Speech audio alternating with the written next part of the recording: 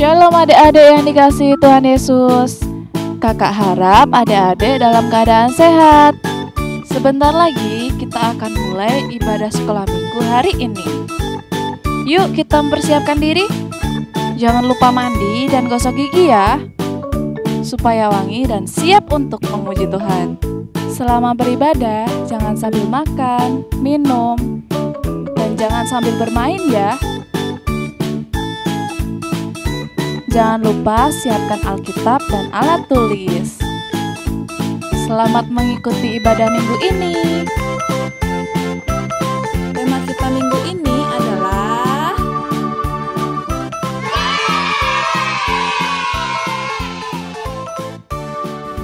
Halo anak-anak, selamat pagi. Apa kabar semuanya? Puji Tuhan sehat ya. Dunia malam juga sehat. Anak-anak di rumah juga harus sehat. Nah, anak-anak percaya tidak kalau hidup kita itu selalu diberkati oleh Tuhan? Setiap langkah kehidupan kita Tuhan yang mengatur, sehingga kita nggak perlu takut. Tuhan menyertai kita dan membuat hati kita selalu tenang. Yuk anak-anak, kita bangkit berdiri, kita nyanyikan lagu Tiap Langkahku.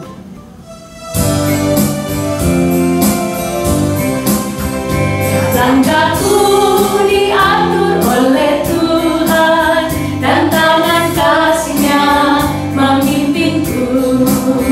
Di tengah gelombang dunia menakutkan, hatiku tetap tenang teduh.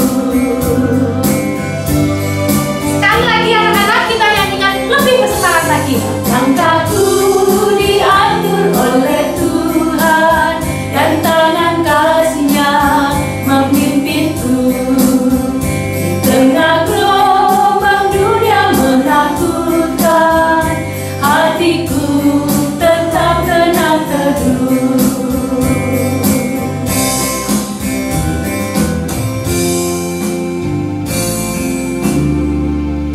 Anak-anak, silakan duduk kembali. Kita harus ingat bahwa Tuhan menyertai seluruh langkah kehidupan kita, dan Tuhan juga yang menjadi kekuatan kita anak-anak. Pada saat anak-anak sedih, anak-anak menangis, anak-anak sakit, anak-anak takut, kita harus ingat bahwa Yesuslah kekuatan kita. Yuk kita nyanyikan lagu Yesus Kekuatanku.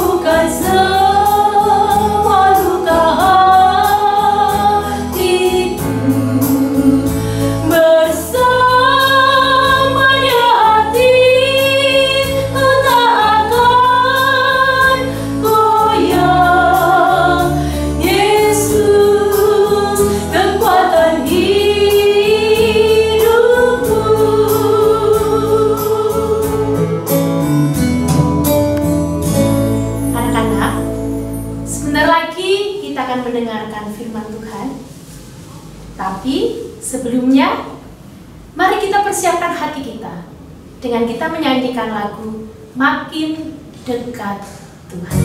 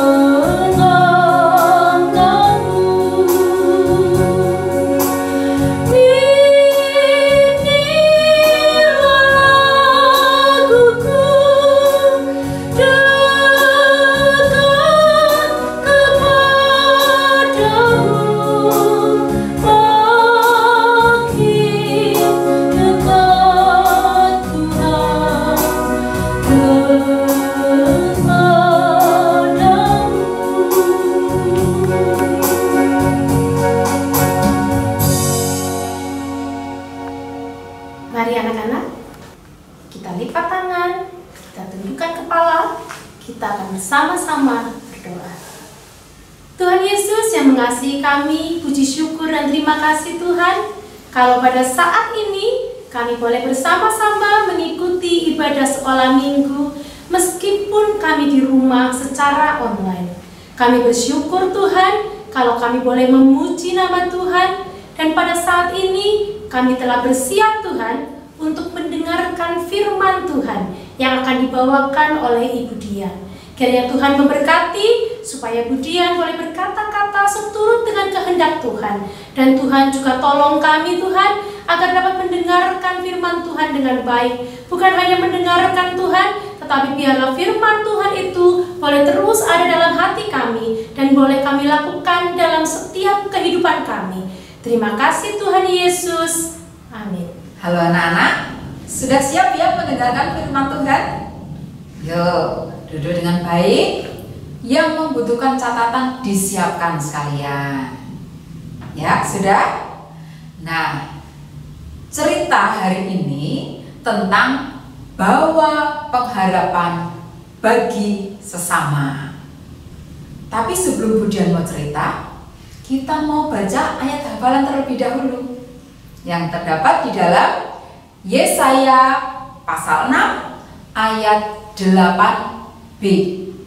Yesaya pasal 6 ayat 8b. Sudah? Yuk kita bersama-sama membacanya. Siapakah yang akan kuutus?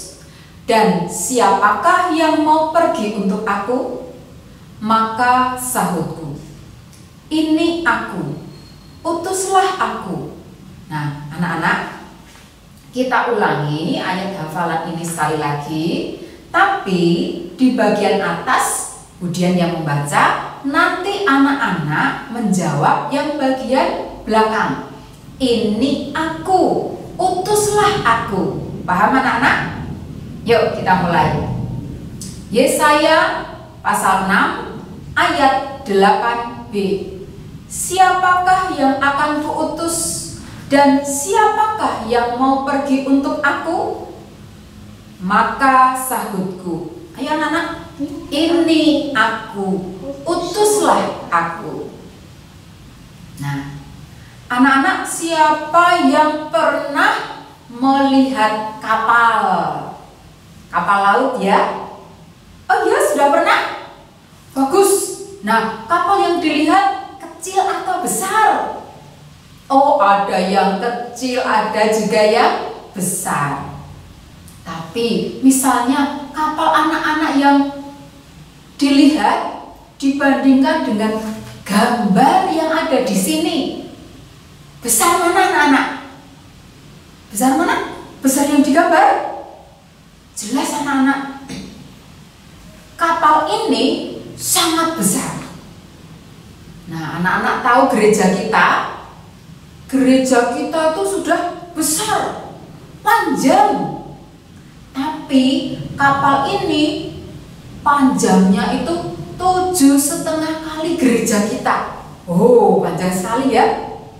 Gereja kita saja sudah panjang, apalagi itu 7,5 kalinya.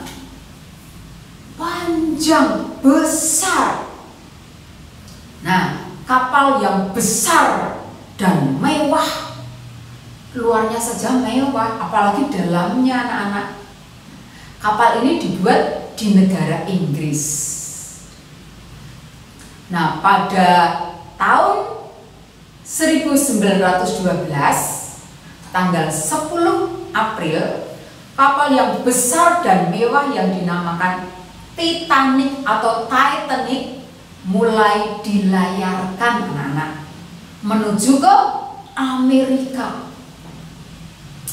Tapi sayangnya anak-anak, 5 hari kemudian setelah kapal ini berlayar, kapal ini menabrak gunung es Duer.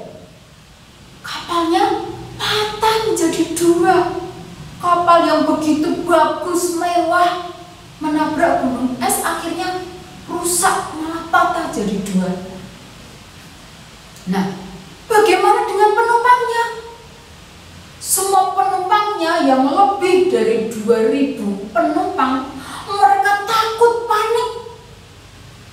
Tentu saja anak-anak ya, apalagi di lautan luas yang tidak bisa berenang, semakin takut, semakin panik.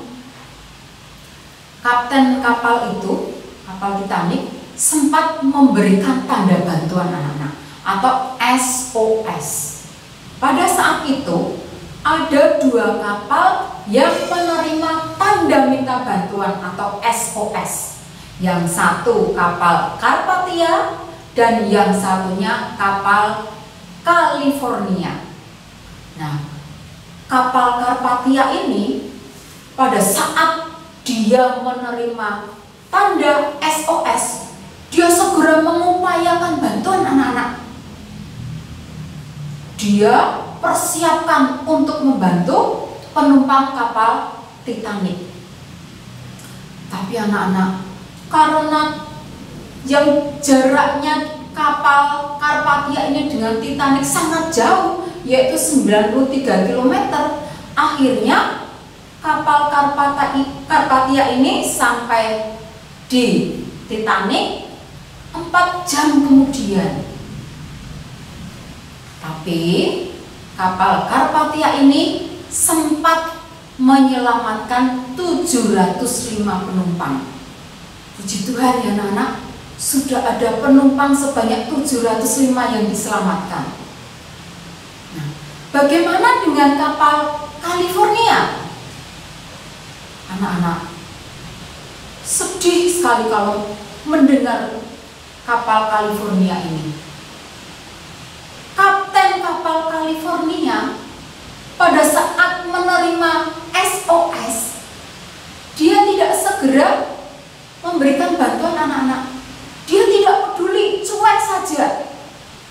Padahal jaraknya hanya 30 km dari kapal Titanic. Dan pada saat kapal California ini mendekati kapal Titanic, semuanya sudah terlambat. Kapal Titanic sudah tenggelam bersama penumpang 1.514. Mereka ikut tenggelam dengan kapal Titanic. Anak-anak, andai saja kapten kapal California ini saat menerima tanda SOS, dia segera memberikan bantuan, pasti banyak penumpang yang bisa diselamatkan. Nah, anak-anak, bagaimana dengan penumpang yang masih ada di dalam kapal tapi tidak ada bantuan yang datang? Mereka juga panik, anak-anak, mereka takut. Tapi ada grup musik kapal Titanic yang segera memberi pengharapan bagi mereka. Apa yang dilakukan oleh grup musik Titanic ini? Mereka memainkan sebuah lagu, anak-anak, dan lagu itu kemudian diikuti oleh semua penumpang yang ada. Penumpang yang ikut menyanyi perasaannya menjadi lebih tenang karena mereka mempunyai harapan. Apakah lagu itu? Nearer, my God, to thee. Makin dekat Tuhan. Anak, yuk kita juga akan menyanyikan lagu Makin Dekat dengan Tuhan dengan sungguh-sungguh. Makin dekat Tuhan kepadamu,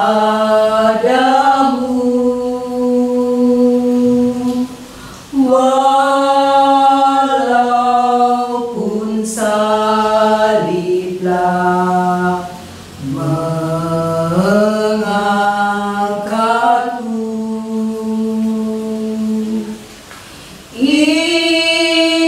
Inilah laguku, dekat kepadamu, makin dekat Tuhan kepadamu. Anak-anak, Tuhan juga ingin agar kita sebagai anak-anaknya mau peduli dan mau membawa harapan bagi orang yang memerlukan. Apakah Tuhan benar-benar menghendaki dan merindukan kita peduli dan membawa harapan bagi orang yang memerlukan? Anak-anak, jangan tidak peduli.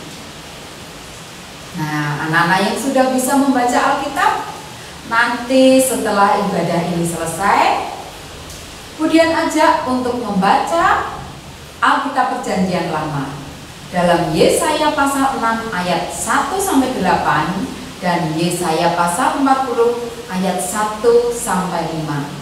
Anak-anak boleh mencatatnya ya. Yesaya pasal 6 ayat 1-8 dan Yesaya 40 ayat 1-5. Anak-anak, di Yehuda umat Israel ini sudah lama hidup dalam dosa dan tidak setia kepada Tuhan Allah. Mereka hidup dengan melakukan kejahatan. Tapi sayangnya anak-anak, mereka tidak menyadari bahwa mereka membutuhkan pertolongan dan harapan dari Tuhan. Karena itulah Tuhan mengutus Nabi Yesaya untuk menyampaikan penghukuman Tuhan agar umat Israel segera sadar dan mau berbalik kepada Tuhan. Yesaya itu seorang nabi yang amat mengasihi Tuhan. Meskipun di sekelilingnya orang hidup dalam dosa dan menyembah berhala, tapi Yesaya tetap patuh kepada Tuhan. Dia merasa sedih sekali anak-anak, karena tiap hari dilihatnya bangsanya ini menyimpang dari Tuhan. Mereka menyembah berhala, tidak mau menyembah Tuhan Allah. Nah, pada suatu hari ketika Yesaya ini sedang berdoa dengan sungguh-sungguh, Yesaya mendapat penglihatan yang ajaib dan indah. Dia melihat langit terbuka dan nampak tahta Tuhan yang kilang gemilang. Dan di tahta itu, dalam sinar yang menyilaukan, dilihatnya Tuhan Allah sendiri dikelilingi oleh para malaikat, para serafim yang kudus. Dan para serafim itu bersorak, "Kudus, kudus, kuduslah Tuhan semesta alam. Seluruh bumi penuh dengan kemuliaan-Nya." Apa yang terjadi dengan Yesaya? Yesaya rebah ke tanah. Hatinya berdebar, dia gemetar karena hormat dan rasa takut. Rasanya dia akan mati, anak-anak. Lalu Yesaya berseru, "Celakalah aku akan binasa, karena bibirku najis dan aku tinggal di tengah bangsa yang berdosa. Dengan mataku sendiri aku melihat Raja Tuhan semesta alam." Tapi anak-anak, salah satu dari serafim itu datang kepada Yesaya, dan di tangannya ada bara api yang diambil dengan jepitan dari mezbah. Lalu bara api itu disentuhkan di bibir Yesaya. Loh, apa tidak panas? Tidak, anak-anak. Yesaya tidak merasakan sakit atau panas. Lalu serafim itu berkata, "Sekarang kesalahanmu sudah dijauhkan dan dosamu sudah diampuni." Betapa bahagianya Yesaya mendengar serafim itu berkata, "Dosamu sudah diampuni." Dan pada saat itu terdengar suara Tuhan bertanya, "Siapakah yang akan kuutus? Dan siapakah yang mau pergi untuk aku?" Yesaya sudah mantap, anak-anak. Yesaya tidak bimbang lagi. Segera dia ulurkan tangannya. Lalu katanya, dia berkata dengan sungguh-sungguh dan penuh hormat, "Ini aku, utuslah aku." Kemudian Tuhan bersabda pula, "Pergilah dan sampaikanlah kepada bangsa ini apa yang akan kukatakan nanti kepadamu."